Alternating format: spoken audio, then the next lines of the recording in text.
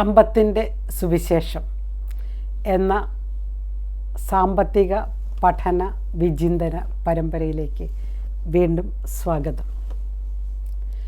മനുഷ്യജീവിതം ധന്യമാകുന്നത് സമ്പത്ത് കൊണ്ടല്ല എന്ന് നമുക്കറിയാം. കർത്താവ് നമ്മളെ പഠിപ്പിച്ചിട്ടുമുണ്ട്. എന്നാൽ കർത്താവ് സാമ്പത്തികമായിട്ട് ബന്ധപ്പെട്ട ധാരാളം ഉപമകൾ, അതായത് ഉപമകൾക്കിടയിൽ, വാക്കുകൾക്കിടയിൽ, വരികൾക്കിടയിൽ നമ്മൾ വായിക്കുമ്പോൾ നമ്മുടെ ജീവിതത്തിൽ നമ്മൾ പുലർത്തേണ്ട ചില സാമ്പത്തിക മനോഭാവങ്ങളും കൂടി കർത്താവ് തൻ്റെ പഠനത്തിലൂടെ, തൻ്റെ ഉപമകളിലൂടെ, തൻ്റെ അത്ഭുതങ്ങളിലൂടെ നമ്മളെ പഠിപ്പിക്കുന്നുമുണ്ട്.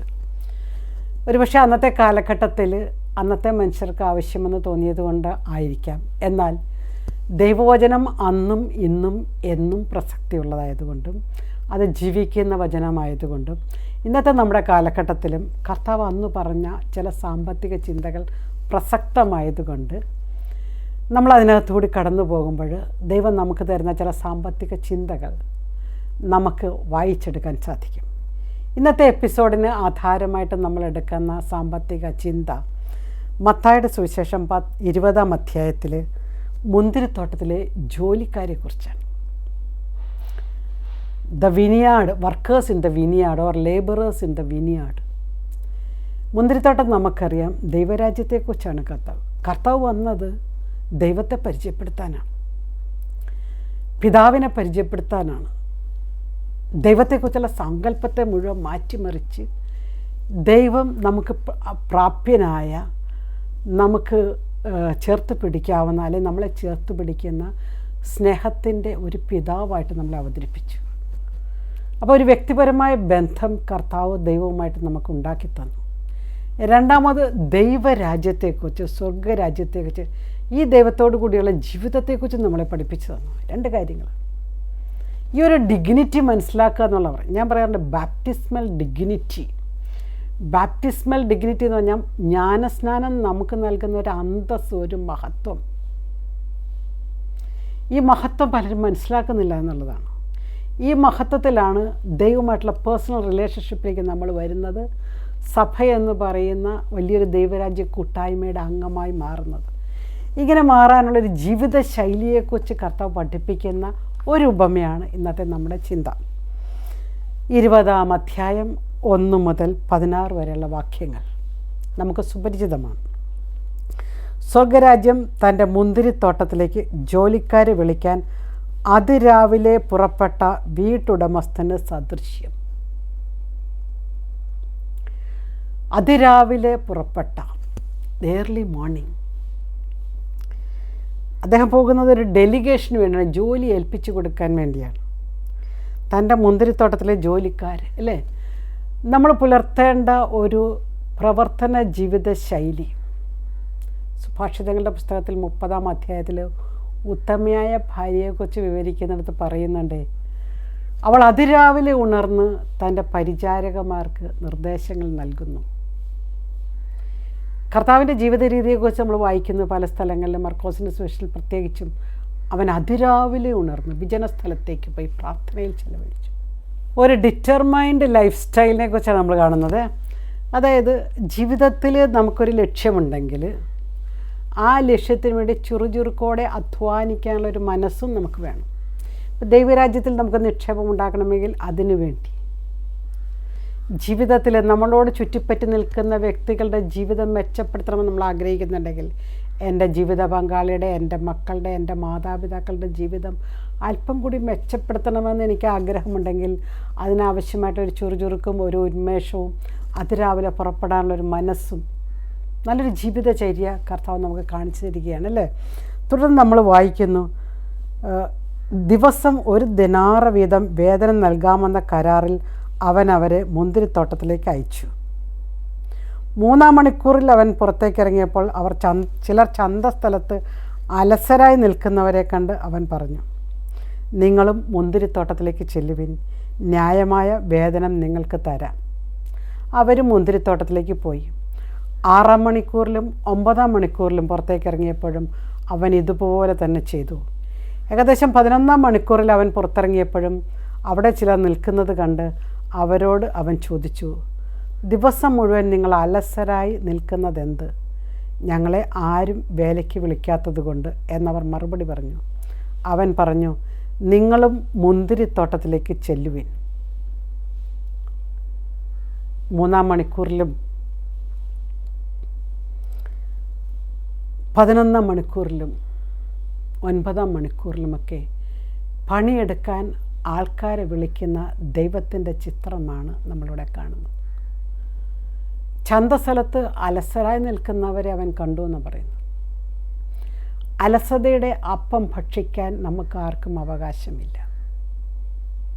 ബൈബിൾ ഉടനീളം നമ്മൾ പരിശോധിക്കുകയാണെങ്കിൽ എ ഗോസ്പൽ ഓഫ് വർക്ക് കാണാൻ പറ്റും, എ വർക്ക് കൾച്ചർ. അതായത് ഒരു തൊഴിലിൻ്റെ സംസ്കാരം.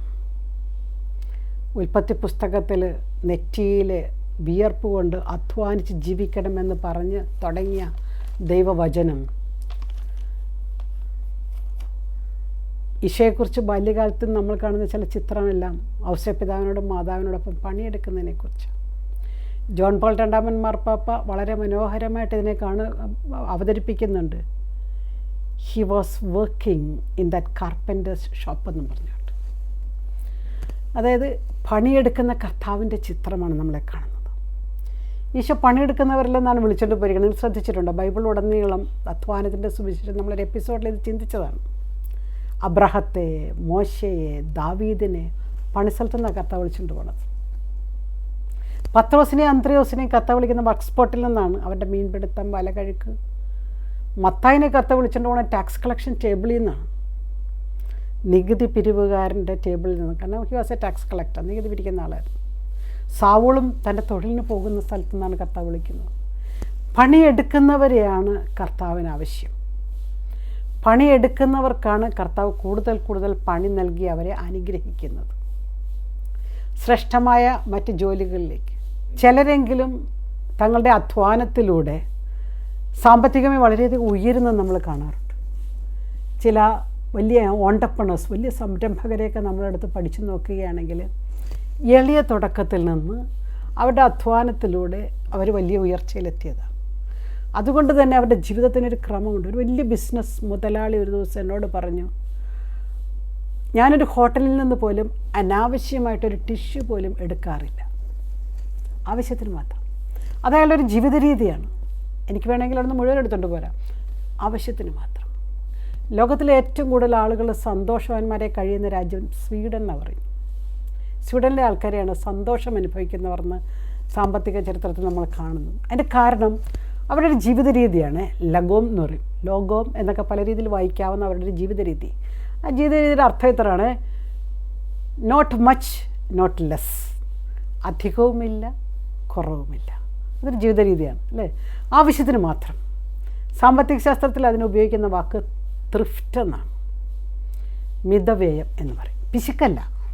പിശുക്കും മിതവ്യയം രണ്ടും രണ്ടാണ്. മിതവ്യയം എന്ന് പറഞ്ഞാൽ എൻ്റെ ആവശ്യത്തിന് ഡ്രസ്സ്, ആവശ്യത്തിന് ഭക്ഷണം, ആവശ്യത്തിനുള്ള യാത്രകൾ.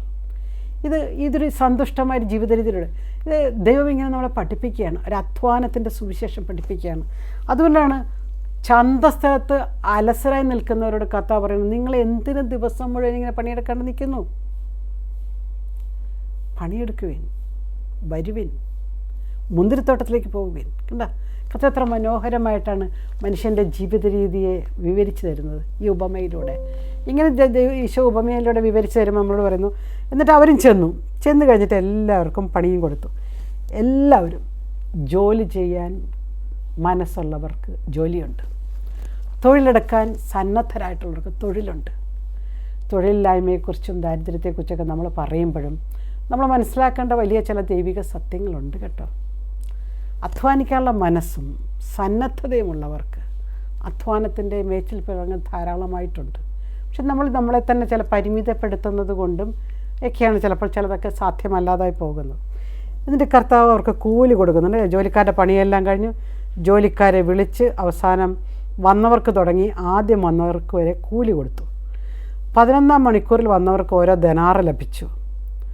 അപ്പോൾ ചില സമ്മാനദാനം വിതരണം ചെയ്യണ പോലെയാണ്. സമ്മാനദാനം വിതരണം ചെയ്യുമ്പോൾ നിങ്ങൾ ശ്രദ്ധിച്ചിട്ടുണ്ട്, ആദ്യം 3rd പ്രൈസ് പറയും, പിന്നെ 2nd പ്രൈസ് പറയും, ഫൈനലായിരിക്കും 1st പ്രൈസ് പറയുന്നത്. എന്ന് പറഞ്ഞതുപോലെ കർത്താവ് ഈ ഉപമയിൽ നമ്മളോട് ആദ്യം 11-ാം മണിക്കൂറിൽ ഒരു ധനാറ കൊടുത്തവരെക്കുറിച്ച് പറഞ്ഞു. അപ്പോൾ 5-ാം മണിക്കൂറിലും 9-ാം മണിക്കൂറിലും വന്നവരോർത്ത് ഞങ്ങൾക്ക് കൂടുതൽ കിട്ടുമെന്നല്ലേ. എന്നാൽ അവർക്കും ഓരോ ധനാറ തന്നെ കിട്ടി. അത് വാങ്ങുമ്പോൾ അവർ വീട്ടുടമസ്ഥനെതിരെ പിറുപിറുത്തു. അവസാനം വന്ന ഇവർ 1 മണിക്കൂറേ ജോലി ചെയ്തുള്ളൂ. എന്നിട്ടും പകലിൻ്റെ അധ്വാനവും ചൂടും സഹിച്ച് ഞങ്ങളോട് അവരെ നീ തുല്യരാക്കിയല്ലോ.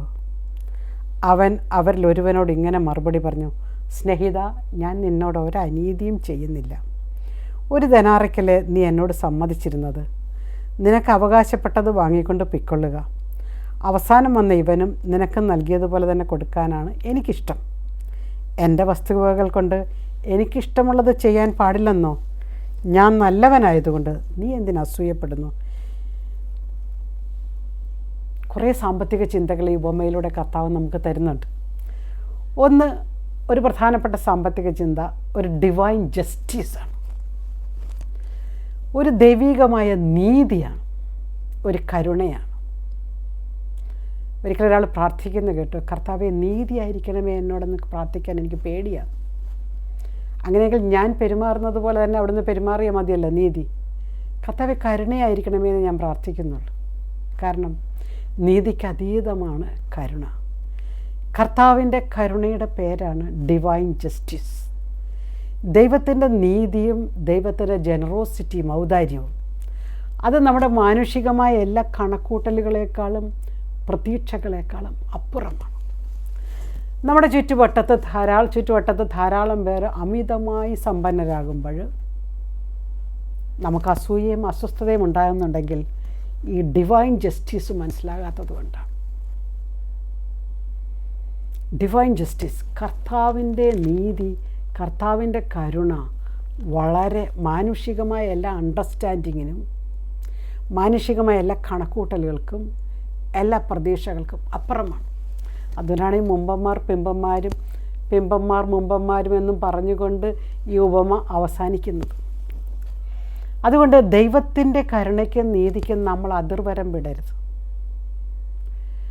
ദൈവം നമ്മളോട് കാണിക്കാൻ പോകുന്ന നീതിക്കും കരുണയ്ക്കും നമ്മളായിട്ട് അതിർത്തിരേഖയും വരയ്ക്കരുത്. God is generous.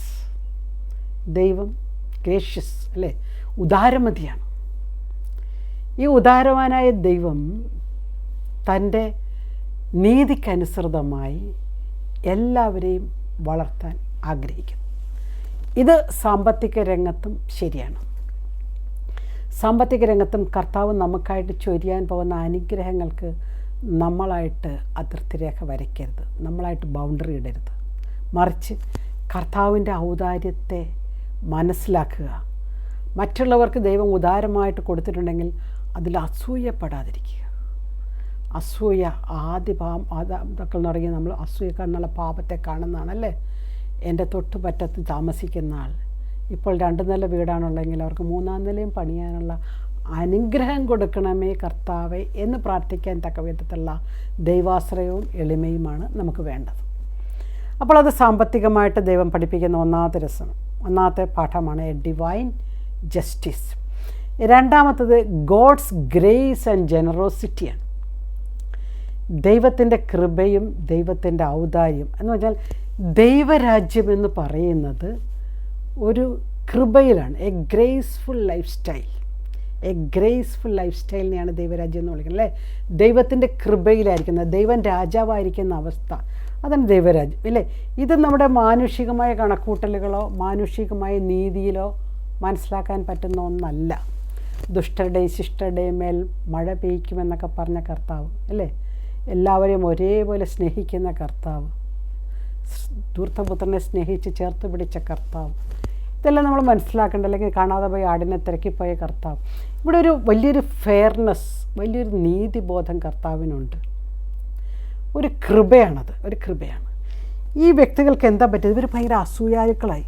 ഇവിടെ ഒരു വലിയ സാമ്പത്തിക ചിന്ത നമുക്ക് കടന്നു വരേണ്ടത് അസൂയയില്ലാതെ ജീവിക്കാൻ പഠിക്കുക എന്നുള്ളതാണ്. ഇവിടെ നോക്കണേ, എല്ലാവർക്കും 1 ദിനാറയാണ് ഓഫർ ചെയ്തത്. പക്ഷേ മേടിക്കേണ്ട സമയമായപ്പോഴത്തേക്കും ഞങ്ങളല്ലേ പകൽ മുഴുവൻ പണിയെടുത്തത്, ഞങ്ങൾക്കല്ലേ കൂടുതൽ തരേണ്ടത്, അവർക്കാണോ? നമ്മുടെയൊക്കെ ചില കുടുംബങ്ങളിൽ ചില കാർന്നവന്മാരൊക്കെ ഉണ്ടല്ലേ, ചില കല്യാണത്തിനൊക്കെ വിളിക്കാൻ വരുമ്പോൾ പറയണ ഞാൻ കേട്ടിട്ടുണ്ട്, ഞാൻ പോകത്തില്ല അവരുടെ കല്യാണത്തിന്, അവൻ എന്നെ മൈൻഡ് ചെയ്തില്ലായിരുന്നു, അല്ലെങ്കിൽ അവനെ കാര്യത്തിൽ വിളിച്ചില്ല. ഇതൊക്കെ ഇങ്ങനെയുള്ള ചില അസ്വസ്ഥതകൾ. പണ്ടത്തെ കാലത്തൊക്കെ അങ്ങനെ ചില കാരണവന്മാർ ചെല്ലാതിരുന്നു കഴിഞ്ഞാൽ ചിലർക്കൊക്കെ വിഷമമുണ്ടായിരുന്നു. ഇന്ന് കല്യാണം വളരെ ആർഭാടമായതുകൊണ്ട് ആര് വന്നാലും വന്നില്ലെങ്കിലും കല്യാണം മനോഹരമായിട്ട് നടക്കുന്നത് കൊണ്ട് എല്ലാവരും പോകുന്നുമുണ്ടെന്നുള്ളതാണ്. അത് പോട്ടെ, അത് മറ്റൊരു വശം. ഞാൻ പറഞ്ഞു വരുന്ന ഒരു അസൂയയുടെ തലമാണ്. ചിലർക്ക് ചിലരുടെ വളർച്ചയെ ഉൾക്കൊള്ളാൻ പറ്റുന്നില്ല. ചിലരുടെ സാമ്പത്തിക രംഗത്തുള്ളത് അല്ലെങ്കിൽ തൊഴിൽ രംഗത്തൊക്കെ വളരുമ്പോൾ കൂടെ പഠിച്ചവരൊക്കെ ആയിരിക്കാം, അല്ലെങ്കിൽ ഉയർന്നുയർന്നു പോകുമ്പോൾ അസ്വസ്ഥമാകുന്ന. കർത്താവ് ചോദിക്കുന്നു, നിനക്ക് പറഞ്ഞത് ഓഫർ ചെയ്ത് നിനക്ക് കിട്ടിയില്ലേ? What have been offered to you? നിനക്ക് എന്ന് പറഞ്ഞത് നിനക്ക് തന്നല്ലോ, പിന്നെ ഞാൻ ആർക്കൊക്കെ കൊടുത്തു എന്നുള്ളത്, എങ്ങനെയൊക്കെ കൊടുത്തു എന്നുള്ളതിന് നീ എന്തിന് അസ്വസ്ഥനാകണം? പലപ്പോഴും അസ്വസ്ഥതയുള്ള മനുഷ്യരുടെ ഒരു പ്രത്യേകത എന്താണെന്നറിയാവോ? അവർ ഇവരെക്കുറിച്ച് എപ്പോഴും നെഗറ്റീവ് സംസാരിച്ചുകൊണ്ടിരിക്കും. നെഗറ്റീവ്. ഇപ്പം നിങ്ങളെക്കുറിച്ച് ആരെങ്കിലും നെഗറ്റീവ് സംസാരിക്കുന്നുണ്ടെങ്കിൽ ഓർത്തു കൊള്ളണം, അവർ സ്വന്തമാക്കണമെന്ന് ആഗ്രഹിച്ച എന്തോ ഒന്ന് നിങ്ങൾ സ്വന്തമാക്കി. മാത്രമല്ല, നിങ്ങളെവിടെയൊക്കെ ഉയരത്തിലെത്തിയെന്ന് അവർക്ക് തോന്നുന്നത് കൊണ്ടും കൂടിയാണ്. So don't give ears to them. അപ്പോൾ ഇങ്ങനെ അസൂയ വരാതിരിക്കണമെങ്കിൽ നമുക്ക് വേണ്ടത് ഒരു സാക്രമെൻ്റൽ ഗ്രേസിൽ ജീവിക്കാനുള്ള കൃപയുണ്ടാകുക എന്നുള്ളതാണ്. കൗദാശിക ജീവിതത്തിൽ ഞാൻ ഒരു ബാപ്റ്റിസ്മൽ ഡിഗ്നിറ്റിയെക്കുറിച്ച് ആദ്യം പറഞ്ഞു അല്ലേ? ജ്ഞാനസ്നാനം നൽകുന്ന ഒരു അന്തസ്സിനെക്കുറിച്ച് പറഞ്ഞു. ഈ അന്തസ്സിൽ ജീവിക്കുക, മാന്യതയിൽ ജീവിക്കുക. The dignity of life is the right of every citizen. അന്തസ്സായിട്ട് ജീവിക്കുക എന്നുള്ളത് ഓരോ പൗരൻ്റെ അവകാശമാണ്. അത് സ്ത്രീയുടെയും പുരുഷൻ്റെയും. അതുകൊണ്ട് തന്നെ ഒരാളുടെയും ബഹുമാനം കവർന്നെടുക്കുന്ന രീതിയിലുള്ള സംസാരം നമ്മളിൽ നിന്നുണ്ടാകാൻ പാടില്ല. അവരുടെ ബഹുമാനം, അവരുടെ അന്തസ്സ്. അതുകൊണ്ടാണ് നമ്മൾ ഈ ബോഡി ഷെയ്മിങ് പോലും തെറ്റാണെന്ന് പറയുന്നത്, അല്ലെങ്കിൽ ദ്വയാർത്ഥ പ്രയോഗങ്ങളൊക്കെ തെറ്റാണെന്നൊക്കെ പറയുന്നതിൻ്റെ കോണ്ടെക്സ്റ്റ്, സന്ദർഭം ഇതാണ്. മറ്റൊരാളിൻ്റെ മാന്യത, അവരുടെ അന്തസ്സ് കവർന്നെടുക്കാൻ നമുക്ക് സാധ്യമില്ല. ഇവിടെ ഇയാൾ പിറുപിറുക്കുവാണ്, ഞങ്ങളല്ലേ ചൂടും എല്ലാം സഹിച്ചത്, അവരിപ്പോഴല്ലേ വന്നത്. എന്ത് കമ്പാരിസൺ? What's a use? എന്തിനാണ് നമ്മളിങ്ങനെ കമ്പയർ ചെയ്യുന്നത്?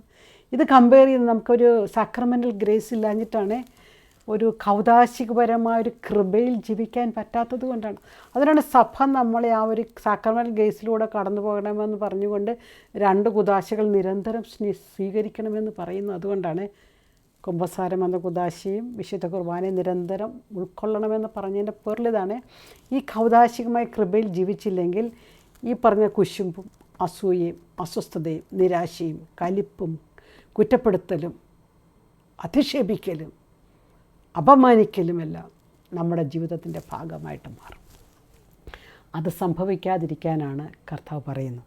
അതുകൊണ്ട് ദൈവത്തിൻ്റെ ഗ്രേസും ദൈവത്തിൻ്റെ ജനറോസിറ്റിയും. മൂന്നാമത്തെ ഒരു സാമ്പത്തിക ചിന്ത ഇവിടെ വരുന്നത് ഒരു കണ്ടൻറ്റ്മെൻറ്റിനെ കുറിച്ചാണ്. കണ്ടൻറ്റ്മെൻറ്റ് എന്നുള്ള വാക്കിനെ നമ്മൾ മലയാളത്തിൽ പറയുമ്പോൾ കേവലം സാറ്റിസ്ഫാക്ഷൻ, സംതൃപ്തി അല്ലത്.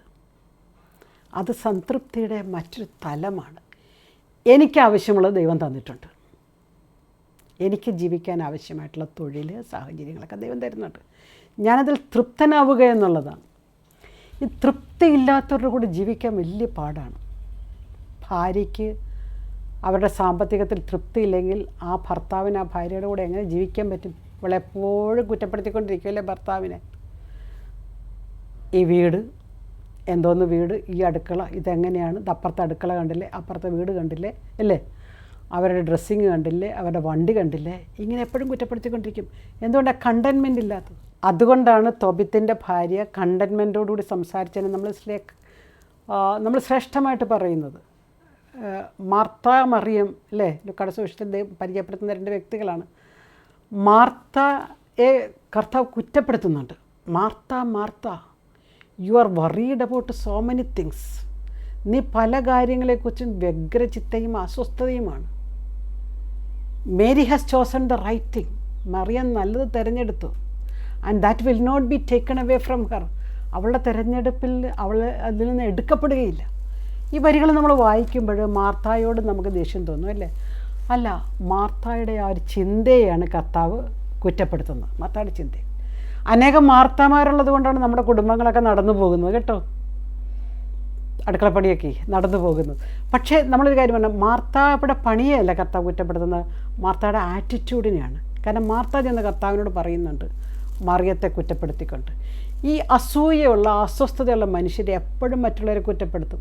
ചിലപ്പോൾ അവർ അധികാരികളെ ആയിരിക്കും, ചില വ്യക്തികളെ എനിക്കറിയാം, അവരെന്നും അവരുടെ അധികാരികളെ, അത് എക്സ് ആയാലും വൈ ആയാലും ഇസഡ് ആയാലും, ഒരാൾ മാറിക്കഴിഞ്ഞാൽ അടുത്ത ആൾ വന്നാലും ഇവരെ ഇങ്ങനെ കുറ്റം പറഞ്ഞുകൊണ്ടേയിരിക്കും.